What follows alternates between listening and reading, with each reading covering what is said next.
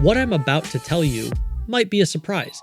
Today, right now, I use AI to automate more than 50% of what I do. And this is coming from someone who's generated millions of dollars with my writing. I've published 10 books. I've co-founded some of the biggest writing programs on the internet. I've figured out how to write such powerful AI prompts for ChatGPT and Claude and Gemini that I don't need to do all the writing anymore, which is what I want to share with you today. I use it to write social content, writing weekly newsletters to our different email lists. I use it to write ad scripts, video scripts. I even use it for fiction writing. I've probably spent over 2,000 hours at this point experimenting with these different AI platforms, writing and rewriting my prompts. And let me tell you, if you aren't getting the outputs that you want, it's not because AI isn't capable.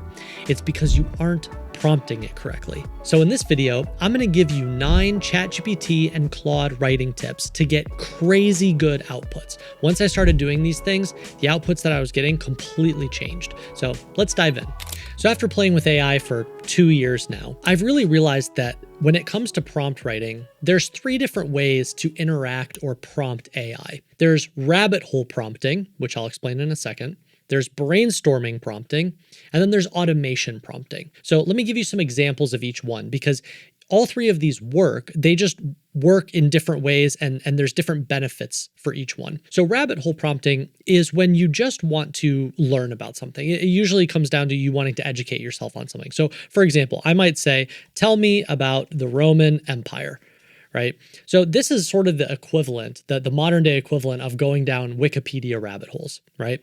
And so the way I like thinking about this is it's very conversational. It's you start with some question or some topic. You say, tell me about this thing, or I want to learn, why does this happen?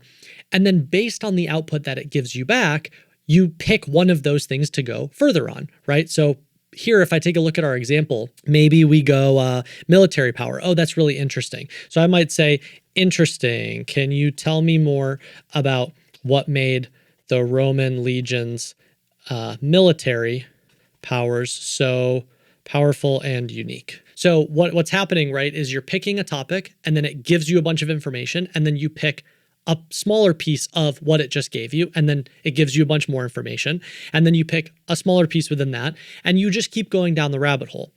Why is this valuable? Well, I mean, this is really just an advanced form of Google, right? It's what we were doing in search engines for the past 20 years. This is just faster and more linear. You're just going from point to point. You're just going further down the rabbit hole, right? This is actually how most people use AI.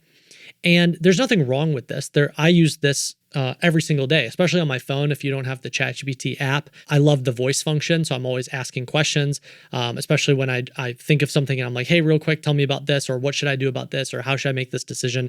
Gives me some information. Oh, I have a follow-up question. That's rabbit hole prompting. There's nothing wrong with that. There are a lot of use cases where that makes sense. But this is not how you get the highest quality writing or the highest quality outputs from AI to incorporate into your own work. Especially if you're using AI for writing services, you're using it to work with clients, or even if you're just using it to write for yourself, you want help writing your own social content, you want help writing your own newsletters. You're not going to get the output that you're looking for by just asking like 1 or 2 sentence questions or giving it these really short prompts, right? So that's the first way to use AI is rabbit hole prompting. I would use that primarily for just self-education. The second way that you can use AI is what I like to call brainstorming prompting, which is where you're actively trying to think through something and you want a thinking partner. Now, this is a little different than rabbit hole prompting because rabbit hole prompting is more you're trying to learn more about a pre-existing topic. And so you're really just using AI sort of like a modern day technological library. Brainstorming is different. Brainstorming is where you have to go a little bit more in depth and you're trying to articulate your ideas, and you basically want to use AI to stress test those ideas. So for example, I use brainstorming prompting all the time, both on the nonfiction side, when I'm trying to outline a book or when I'm trying to outline a new digital product, or maybe I'm trying to figure out how to reassemble a module inside one of our curriculums, right? I'm actively thinking through how I want to create something or change something or improve something. I also use this on the fiction side. So I use this all the time for stress testing story ideas or looking for holes in a plot or brainstorming world building. What are different attributes that I could create? Let me give you some examples of how this works. So let's say we're trying to create a new digital product. So let's say, it's May. Every November we want to create some sort of product for a Black Friday drop. So usually, 6 months out, I'll start brainstorming what are some different digital product ideas. Well, I might say, I'd like your help brainstorming some digital product ideas. And then I want to give it a little context. A digital product is a text and video course priced at $350. In the past, I have always created writing-related digital products like Category Newsletter Creator, which helps people start and scale their first free newsletter, or Low Ticket Launchpad, which helps people start and launch their first paid digital product. I've covered so many writing topics at this point. I could use some help generating net new digital product ideas.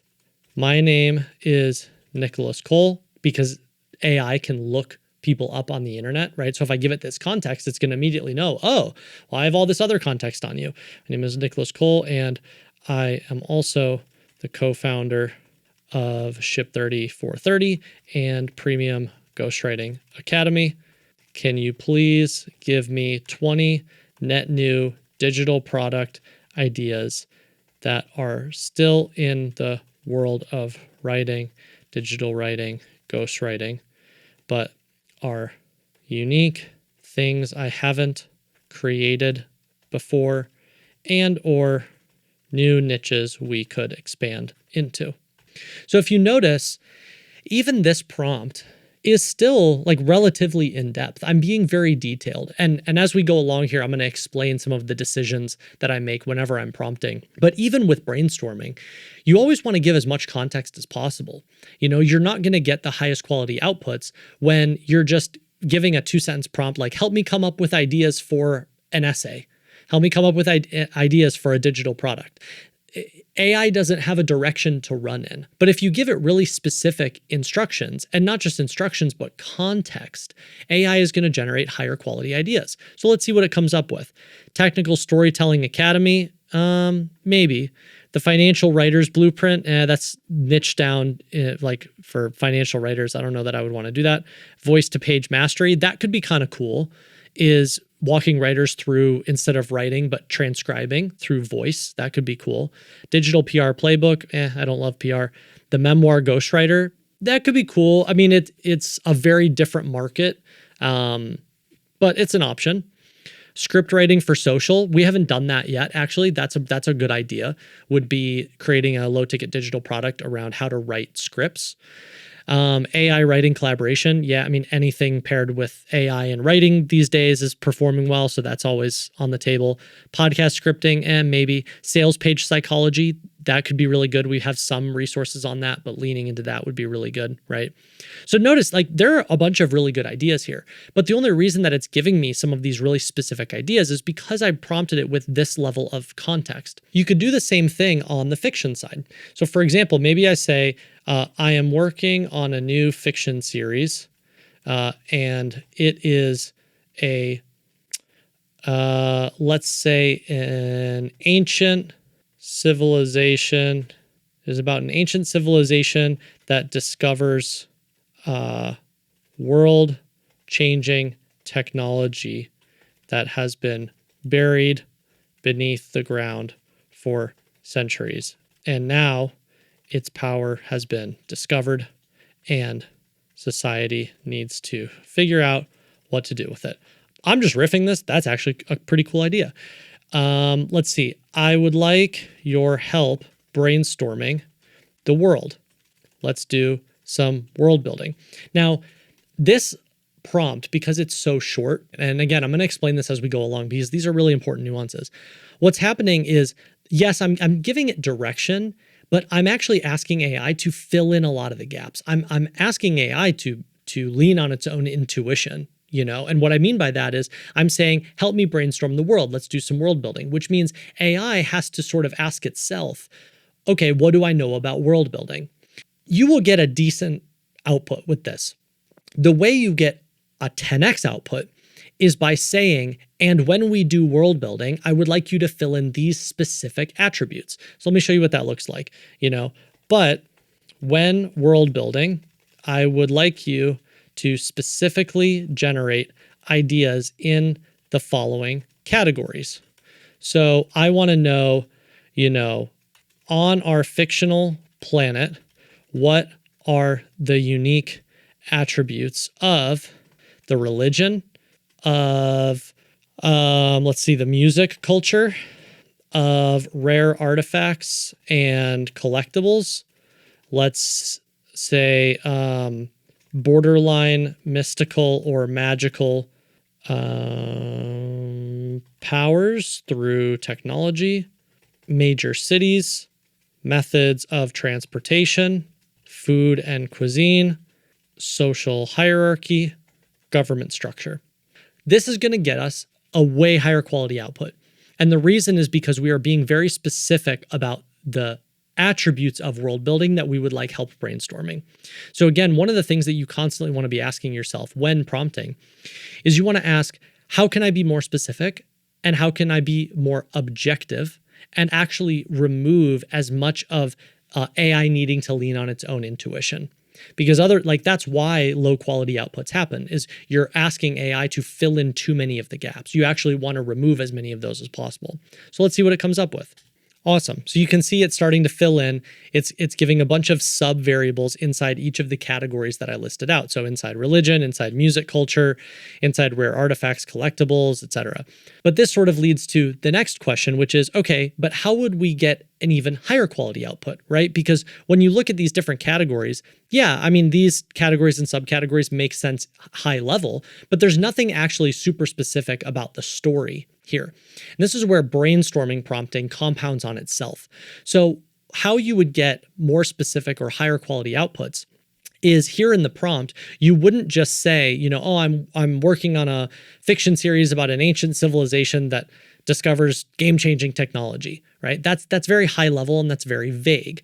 The way that you would really dig into brainstorming is you would dump in, here's a 3-page synopsis of all the nuances of my story, the arc, the main character, where I see this going, some of the unique attributes that I've come up with. The more context that you give AI, the easier it will be for them to help brainstorm ideas. And this is where brainstorming prompting and rabbit hole prompting can sort of work side by side. Brainstorming benefits more from context. The more context and information you can give it, the higher quality ideas it will spit back to you. But then as it gives you ideas, you can go down the rabbit hole, you can interact with it. So for example, you might say, this is what my story is about. These are the different things I want your help world building. And then it gives you a bunch of ideas and you go, oh, that one piece that you gave me is really interesting. What are some other options of that? Give me 10 more options or 10 more examples of that specific thing that you just gave me an idea for.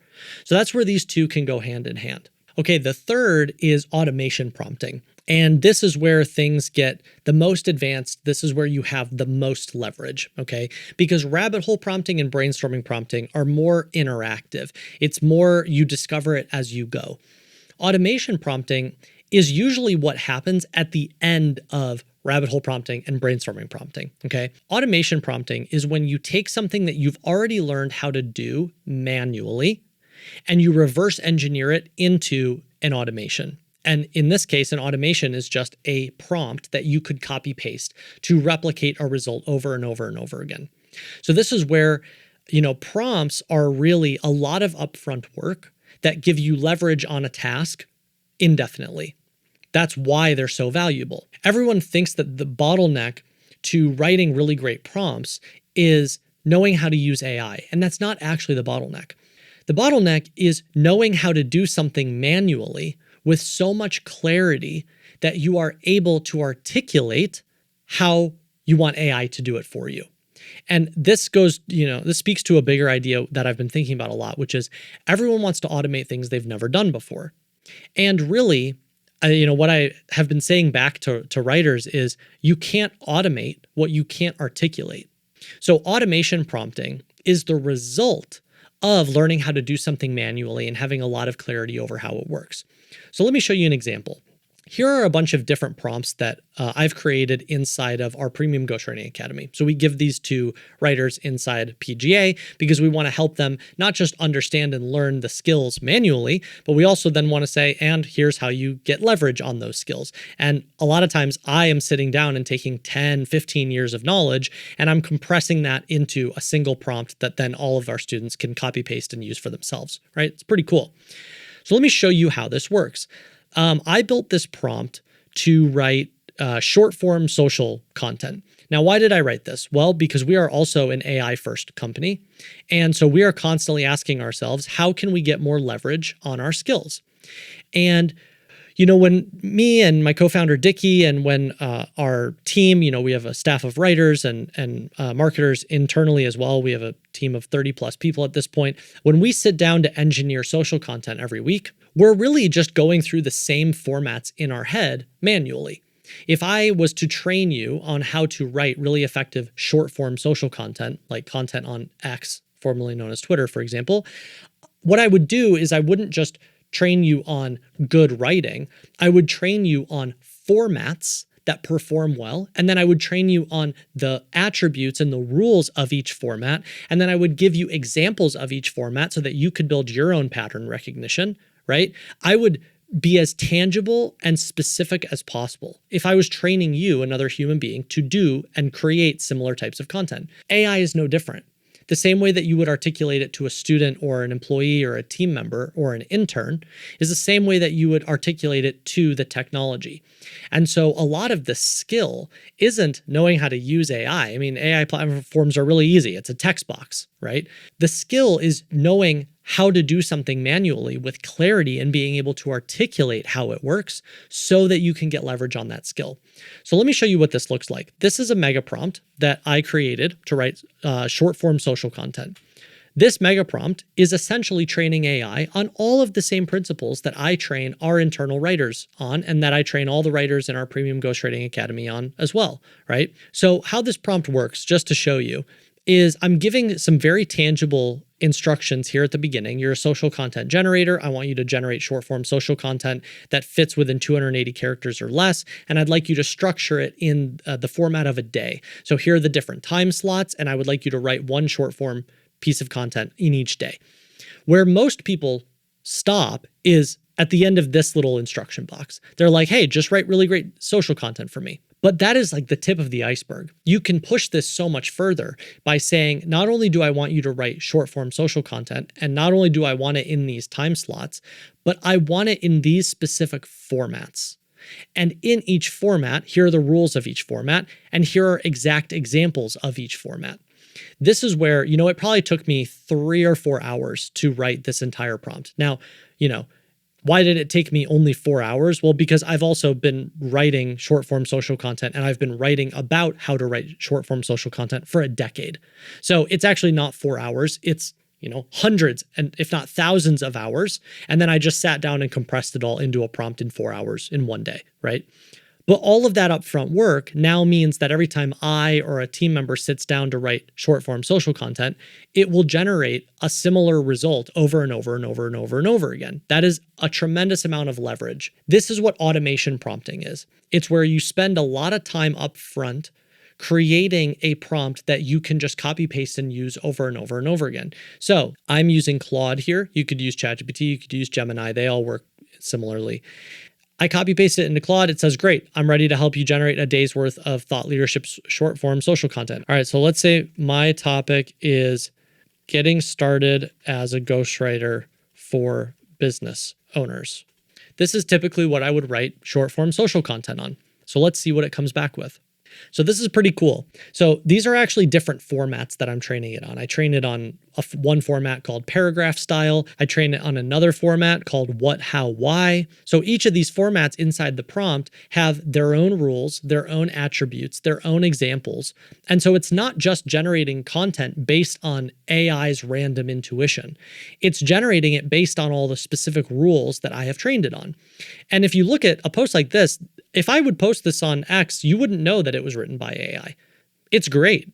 I mean, maybe I might change one word or two words, but 95%, that's exactly the sort of piece that I would create. And so you have to think like this is the real benefit of automation prompting. This is where things really start getting out of control, because if you take the time, you take 5 hours or 10 hours to assemble a prompt, well, now you just cut the amount of time that it takes you to do that task over and over and over again by 50% or 80% indefinitely. So these are the 3 ways to use and prompt AI. And every time you sit down to write and write with AI, you want to first ask yourself, what sort of prompting am I doing here? Am I using rabbit hole prompting? Am I just trying to learn about a topic? Am I doing brainstorming prompting where I want to give appropriate context? I want AI to give me ideas back, and then we're going to push on those ideas and expand those ideas together.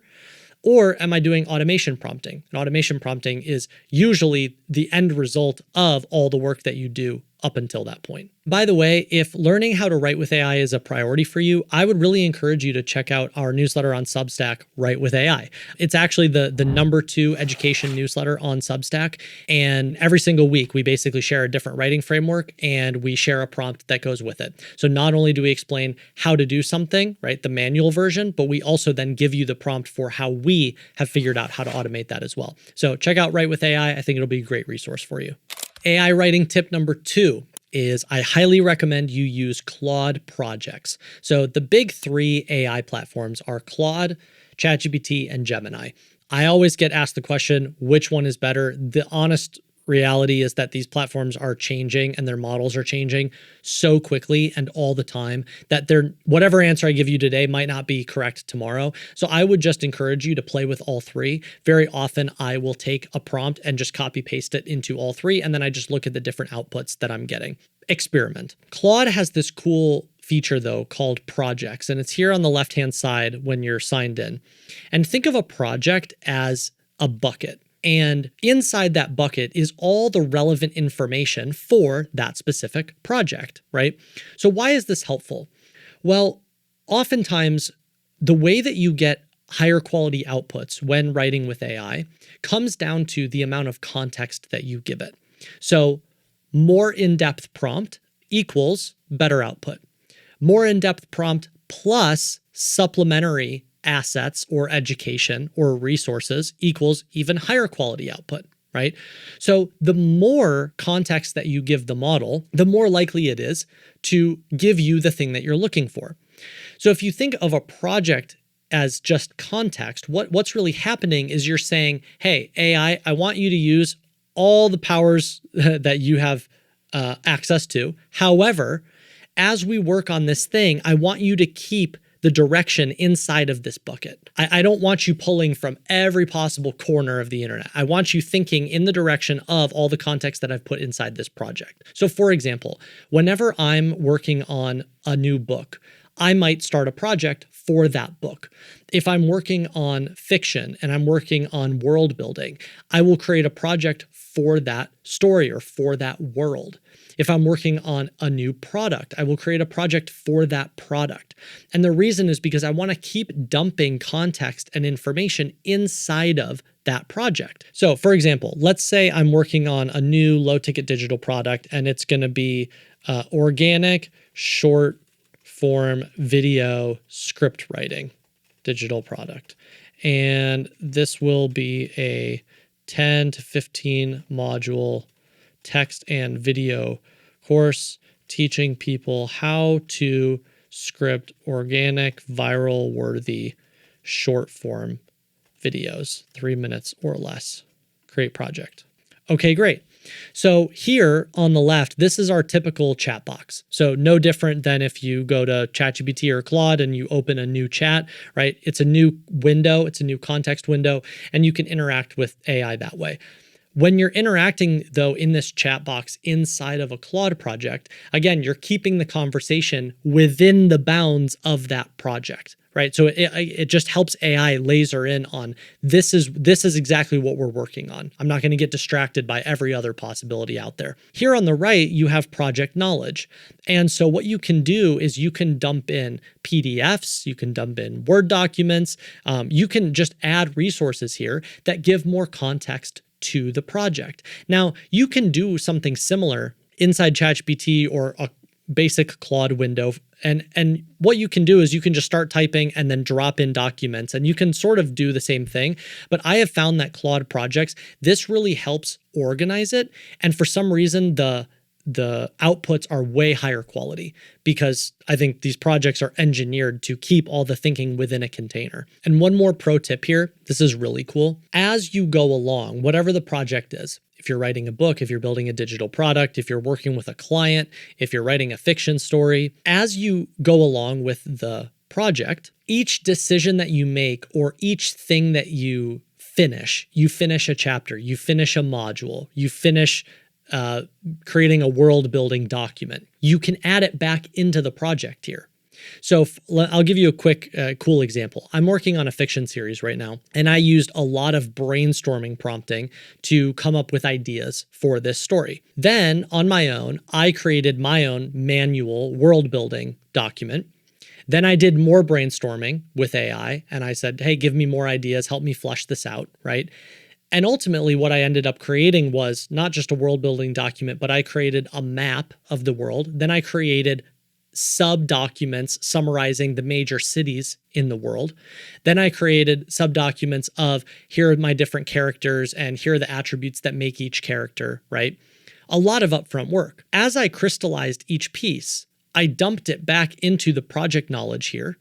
And so then as I interact with the Claude project and as I write chapter 1, chapter 2, chapter 3, the model has all the context. It knows, oh, you're referencing this major city. I can see that major city because it's in one of those documents you gave me. And not only do I see the major city, but I understand all the attributes that make that city because it's all in the context window.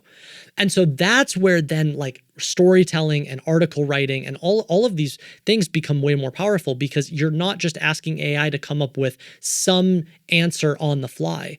AI has the context of, I understand this world. I understand the rules that make each city its own thing. And so that's why as you build a product or as you write a book or as you assemble a story or whatever it is that you're doing, you want to keep adding more information back into the Claude project so that it has continued context. The same is true when you get in the writing. When you finish chapter 1, you want to give chapter 1 to the Claude project before you start writing chapter 2, because then it can read it and go, oh, all these things just happened in chapter 1. Now I have more context going into chapter 2. This is where things start to compound and get really cool. AI writing tip number 3 is you have to understand the difference between singular prompts and modular prompts, okay? So little crash course on AI and how to get the most out of AI. Us everyday people, we are using just the front end of ChatGPT and Claude and Gemini. This and the front end is very user-friendly. It's just a text box. The reality, though, is these platforms also have back-end systems. They have back-end infrastructure. This is where having knowledge over code is really powerful because ChatGPT's tools on the back end are way more powerful than just the front end. Now, for 99% of use cases, especially when it comes to writing, you don't actually need to know how to code. You don't need to tap into any of those things. You can, but it's just not necessary. You can get amazing outputs just by using the UI on the front end. However, I've spent a lot of time trying to understand the differences between the front end and the back end because I want to know how to get the most out of AI. And one of the big ideas that AI has educated me on is that when it comes to prompting, there's sort of two schools of thought, or there's two approaches. There's, singular prompts and modular prompts. A singular prompt is typically, you want to think of it almost like an atomic essay or a short form essay. probably looking at something in the ballpark of like 500 to 1,000, maybe 1,500 words. The goal of a singular prompt is to accomplish a single task. It's not just that the longer the prompt, the better the output. That is not what I'm saying. Something I tell writers all the time is, word count is a horrible measure of value. Where prompts go wrong is they try to do too many things at once. So an easy example would be, imagine if I tried to create a prompt that was something like, I'm asking for your help brainstorming digital product ideas. And then when we have an idea, I want you to turn it into an outline. And then from that outline, I want you to outline each individual module. And then after you outline each module, I want you to write each module. Those are 4 completely different pieces. And so it actually doesn't make sense to fit all of those pieces into one prompt. Especially because the goal, the way that you would get the highest quality output is you would want to go back and forth with AI. You don't want to just leave it to its own devices and be like, a lot of times people ask, how do I get AI to write an entire book for me? Well, the way that you get AI to write a whole book for you is by breaking the book apart into 100 sub-steps. You're not going to get a very high quality book or end result if you just say, go write a book, because there's too many sequential decisions in there, right? So when you're thinking about writing prompts, you actually don't want to ask AI to do lots of different things all at the same time. Singular prompts are, again, think of them like atomic essays or short essays. You want them to have only the context required to accomplish a singular task. Anything else is unnecessary, and it actually leads to a worse output because AI has too many things to focus on. So most of the time, especially on the front end, you're going to be writing singular prompts. So anytime you sit down, you don't want to try and go, how do I cram as many things as possible into one prompt? You want to break something apart manually first yourself, and then write smaller prompts for each individual task. The second way of prompting is called modular prompting. And this is where things can get a little more advanced. And I just want to plant the seed here. If you want to go fully down the rabbit hole, I encourage you to explore this. Modular prompting is basically where on the back end, if you were to combine writing prompts with software, what you would do is you would basically extract as many variables or as many tasks as possible. And then you would write lots of tiny prompts so that AI knows when to pull in each prompt for each step. Okay. So I'll give you an example. Say that you wanted to build a AI writing platform to help people write nonfiction thought leadership books. Well, you wouldn't write some, 30,000 word prompt that you just paste into the front end of ChatGPT and then you say, go write me a thought leadership nonfiction book. That's not what you would do. What you would do is manually, you would break apart writing a book like that into as many smaller pieces as possible. So what would that look like? Well, first, you would probably come up with a really compelling market to write a book inside. Maybe there's a bunch of research that goes into that. Then once you pick the industry or the market that you want to write within, you would come up with a main title and subtitle. Well, you don't just say, hey, come up with a main title and subtitle. You would want to give AI frameworks for assembling that. That's a separate task. Then when you have a main title and a subtitle, you would want to flush out an outline. Well, you don't just say, hey, go create an outline. There are rules for creating an outline. There's styles for creating outlines. So what styles or formats do you want to train AI on how to do? Then after you create the outline, then you want to draft the first chapter. You want to clarify how it's structured. You want to clarify the topic. You want to clarify the voice. You want to clarify the writing style. You want to clarify the word choice. Each one of those is its own variable and subtask. So modular prompting is where manually you separate all these different things, and then you write singular prompts for each individual task. And the reason it's called modular prompting is because on the back end with technology, you can then automate and say, it's, if we're at this step, these are the different prompts that I want you to pull from. Once those are completed, then I want you to pull from these prompts. Then I want you to pull from these prompts. So it's not one giant task. It's actually a task broken down into smaller tasks, broken down into the sub-variables that make each task successful, automated on the back end. This is where things get more advanced. I just want to plant the seed for you here. This is the tip of the iceberg. There are so many cool things that you can do with AI and writing with AI.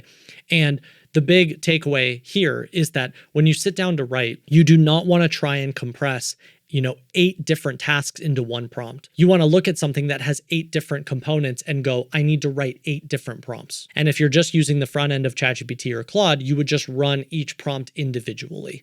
AI writing tip number 4 is you want to name the different formats that you're using. You always want to be naming things. So a very simple example is, let's say you're creating a prompt to write short form social content. Okay, great. We're going to call this, you are a social content generator. Or let's say you want to write a prompt for writing newsletters. Or let's say you want to write a prompt to reach out to ghostwriting leads. Okay, you are an outreach specialist for ghostwriters. Or let's say you want to write a prompt for coming up with how to package and price your services.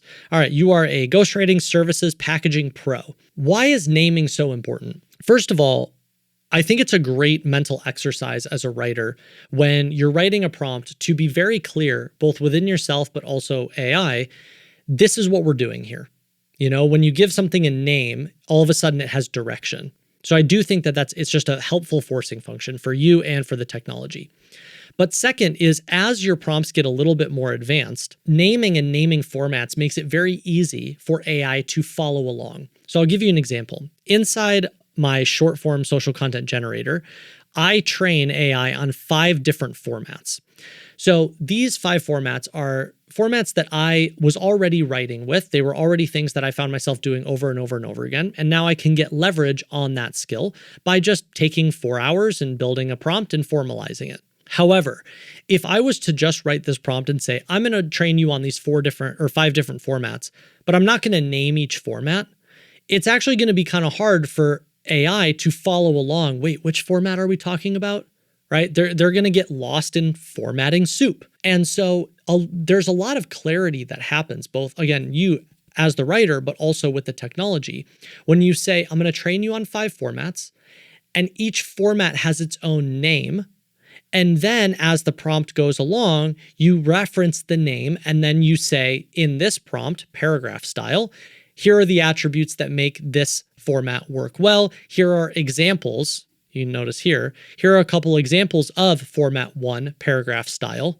So you understand how this looks, how this is supposed to be. And so whenever you're giving things names, it makes it very easy for AI to follow along. And so this is just a best practice. Every time you're sitting down to write prompts, you always want to be asking yourself, wait, I'm explaining something. Anytime I'm explaining something, I should give that something a name.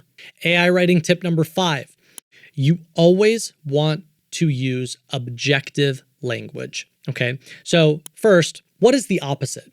The opposite is subjective language. And what that means is I say something, and that something is open to interpretation, which means if I ask 10 different people what that something means, I'm going to get 10 different answers. So an easy example would be, let's say I was writing a prompt, and in that prompt I said, hey, Claude, ChatGPT, I would love your help writing really great social content. That is very subjective language. The problem is that AI doesn't know how to interpret really great. Just like if I asked 10 different people, what do you think I mean by really great social content? I'm going to get 10 different answers. And so you want to avoid subjective language as much as possible, which means you want to use objective language as much as possible. Objective language requires no interpretation. And again, AI is technology. It's actually not thinking on its own. All it's doing is just scrolling through pattern recognition. So the more objective you can be with your instructions, the more likely it is that AI is going to give you what you're looking for. So let me give you an example. You are a social content generator. I would like you to generate a week's worth of thought leadership short form social content that will fit inside a standalone X post, 280 characters or less. I'm going to give you the topic, and I would like you to present a full day's worth of short form social content to me in the following order. In these 5 time slots, 1 piece of short form social content in each time slot. There is nothing subjective about these instructions. They are very objective. AI either writes short form social content 280 characters or less and presents it in these time slots, or it doesn't. It's very objective. But even this isn't specific enough, right? Because really what we want to do is we want to say, hey, these are the rules of what I'm looking for, but even this isn't enough. We can take it a step further. Not only are we saying objectively, help write short form social content in these time slots, but we're also saying, and the short form content that you create needs to be in these 5 formats. But it's not enough to just say these 5 formats. We also want to say, here are the rules of each format. So notice we go into each format and then we say, these are the attributes that make this short form format compelling. So you have to get very, very specific about how you instruct AI to do what you're asking it to do. And this is why there's an irony about AI and technology, which is people think they need to become technology experts or AI experts. But the reality is, no, the technology is actually pretty easy to use. You need to learn how to have clarity over how you do the thing in the first place. And there is an art to speaking objectively and not subjectively, which leads to AI writing tip number 6, positive attributes. So it's not enough to just get objective or say, this is what we're going to do, and I'm being very specific about it. But you want to reinforce the instructions with positive attributes. So you want to say, look, this is what it would look like for you to do this really, really well. This is where there's levels. There's levels to how you can instruct AI to create what you want it to create. And I'll give you an example here inside of my short form social content generator prompt is attributes that make this short form format compelling. So yeah, I want you to use concise language. I want you to say things in the most economical way possible. I want you to alternate between long and short sentences to add emphasis, rhythm, and flow. I want you to use some sort of strong opinion, polarizing point of view. All of these things make sense, and they're probably things that you've thought of or heard of before. You can take this, though, to a completely different level by starting to really think about what other things have you learned or what other resources have you consumed where you could take little nuggets of information and plug them in here. So I'll give you a great example. One of the things that makes this format, this short form format, paragraph style, work really well, at least in my content, is when you use these little mechanisms that are proven literary mechanisms. And there's an amazing book on this topic called The Elements of Eloquence by Mark Forsyth. And this is a whole book essentially about these different literary mechanisms that have been working since the days of Shakespeare. For example, alliteration. When someone writes something with alliteration, you sort of can't help but go, oh, I love the way that sounds, right? Or maybe you've never heard of this word before called a polyptoton, which is a turn of phrase where you use the same word in two different parts of speech. So you use it as a noun and a verb. It's one of those things where once you hear it, you go, oh, that sounds so smart. But really, it's just a literary mechanism. Or an antithesis. It's an obvious observation followed by a non-obvious observation. So this is where, AI is leveraged not just on skills, but on all of the knowledge that you've ever accumulated and you will go on to accumulate in your life. As I was building this prompt, I remembered that book that I had read. I remembered that I had highlighted a couple of those literary mechanisms and gone, oh, those are awesome. I should use those more in my writing. And all I have to do is explain that to AI. And I say, hey, these are actually some of the positive attributes that make this specific style work so well. And so when you're thinking about listing out positive attributes, it doesn't have to just be things that you thought of on your own or your own knowledge. It can also be turning to other people's work and going, I really love how that person said this. I want to use that same mechanism in my writing here. And you almost bake it into the instructions. AI writing tip number 7, you want to use exact examples. So this is where training AI becomes a really important part of prompting. It's not enough to just create instructions. The way AI is really going to execute on those instructions is when you also give it examples. And where people go wrong is they will first of all, they'll make all of these mistakes in the instruction part. They'll use subjective language instead of objective language, or they won't be super specific about what they're asking for, right? Or they won't name each individual thing. But the real mistake that they make is they either don't give any examples, or the examples that they give don't, as perfectly as possible, don't match up with the instructions. So what I mean by that is whatever thing you're instructing AI to do, you want your examples to mirror those instructions as much as possible.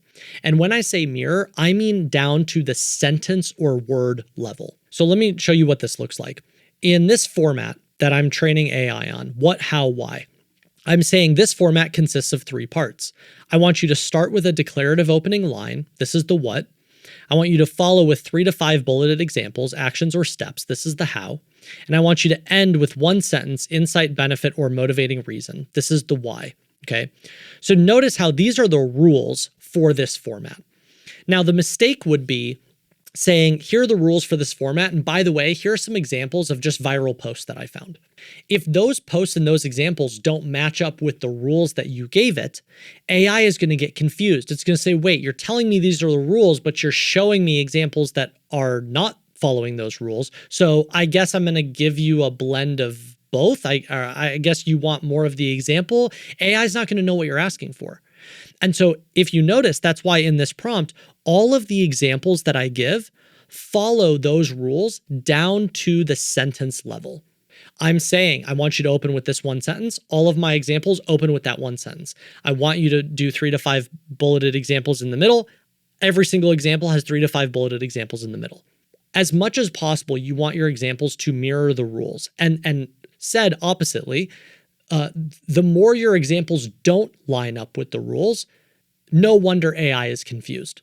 And I find that of all the things when it comes to prompting, this is probably the one that writers get wrong most often, is they either don't reinforce the rules or reinforce the training with examples, or they just pick random examples and they don't have clarity over why they're giving the examples that they do. So you always want to be thinking of the examples mirroring the attributes. AI writing tip number 8, do not forget the delivery instructions. So what this means is, yes, you can explain, here's what I want your help with, and here are the formats I want to train you on, and here are the positive attributes, and I'm using objective language, and here are examples. All of these things are important. But ultimately, it needs one final step, which is, and how would you like the information presented? And so this is where, I think there's a lot of value in doing it at the beginning of a prompt and also as a reminder at the end of a prompt, where you say, again, I would like these things presented in this way or presented in this order after I give you whatever it is I give you. In this intro here, again, I'm asking for short form social content, 280 characters or less. I'm going to give you the topic. I would like it presented back in these 5 time slots. I would like one short form piece inside of each time slot. And what am I going to give AI? I'm going to give it the topic. So being very clear about this at the beginning is key, and then you can reiterate it at the end. So notice here how at the end I say, okay, I'm going to give you the topic and I would like you to give me a day's worth of short form thought leadership social content. Each post must read like a standalone tweet without any formatting labels or headers and must fit within 280 characters constraint of X/Twitter. So you want to reinforce the delivery instructions at the beginning and at the end. And as much as possible, you want to say very explicitly, this is how I would like you to present the information. I'd like you to present these things in this order. I want it in paragraph style, or I want it in a bulleted list, or I want it organized by hierarchy according to these rules, right? You can decide what you're asking for, but you want to tell AI, don't just go do all these things, go do these things, and then bring me back this specific output. And AI writing tip number 9 is you want to and you can ask AI to iterate on your prompts with you. So what this means is, even if you take the time to assemble a really long form automation prompt, you write this long form, hey, I know how to automate this task. I want you to just do this over and over and over again. Help me create social content. Help me write my weekly newsletter, whatever it is. The first or second or third or 10th time you run that prompt, you might realize that AI makes a mistake here or there. And so what you can do is you can ask AI, hey, why did you do that? Or what could I add back into this prompt in order to make it better? So this is a really in-depth outreach prompt that I built for ghostwriters inside our Premium Ghostwriting Academy. And basically what it does is it trains AI on how I, as a ghostwriter, would look up a potential lead, and then how I would sort of assess and score what they're doing on social, what they're doing on their website, what they're doing via email. It helps me then become aware of where they're struggling, and then I would know how to pitch them my services.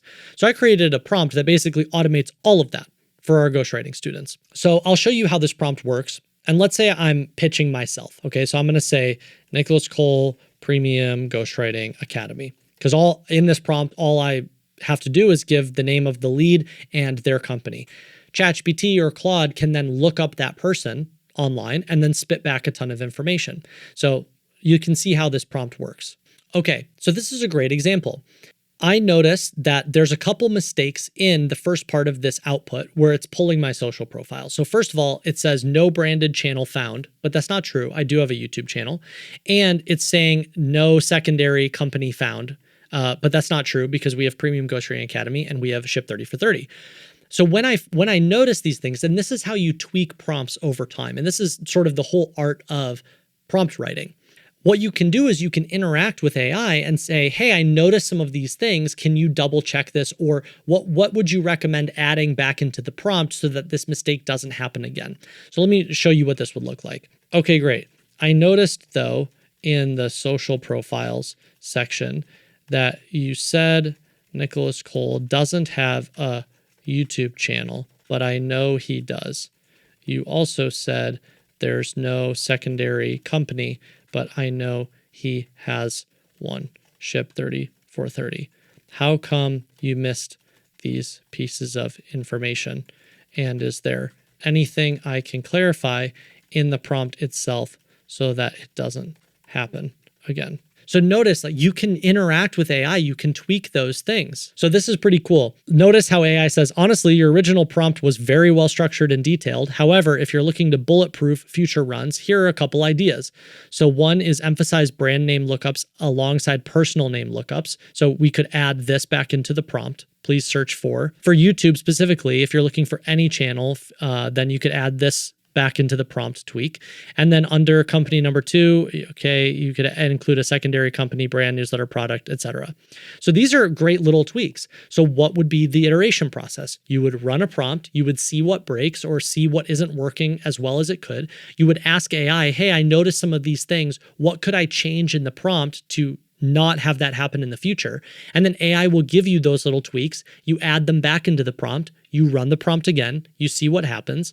And this is how you iterate. And I think of all the skills, the iteration component might be the most valuable one because, yeah, it's amazing to sit down and just one take and like a 1,500 word prompt, but it's very unlikely that the very first version of a prompt is going to run perfectly. And so this is where there's this interesting intersection happening between writers and almost like engineers, where you want to think of yourself as a writing prompt engineer. You know, you're doing both. You're writing the instructions and then you're running them and you're seeing what the output is, and then you're iterating based on that output. One final thing I'll leave you with is I am a professional writer. I get paid to write. I have monetized my writing in all sorts of different ways, and I couldn't be more excited for AI. I think it is such a cool technology. I think it's going to change a lot. I think it's going to mean adopting new skills and new ways of thinking. But I am not one of those people who looks at it and goes, oh, this is going to ruin writing and the life of a writer is destroyed and there's no more jobs for writers. I'm not in that camp at all. I think that AI is going to create 100 times more writers. And I think it's going to make AI-driven writers 10 times more effective. I think it's just going to make all the opportunities flow to the writers who end up using and leveraging AI, and all the writers who fight it and don't want to embrace it, they're going to really struggle. And that's just how it always is in every industry whenever some new innovation comes out. So I hope you enjoyed this. I hope this was helpful. If you have any follow-up questions, drop them in the comments. I would love to keep riffing on this topic. I'm really passionate about AI. I use AI constantly. I'm always trying to learn more about it. I'd like to create more videos on this topic of writing with AI. Subscribe to our newsletter, Write with AI. And yeah, if you have any ideas for future videos, let me know because I love jamming on this topic.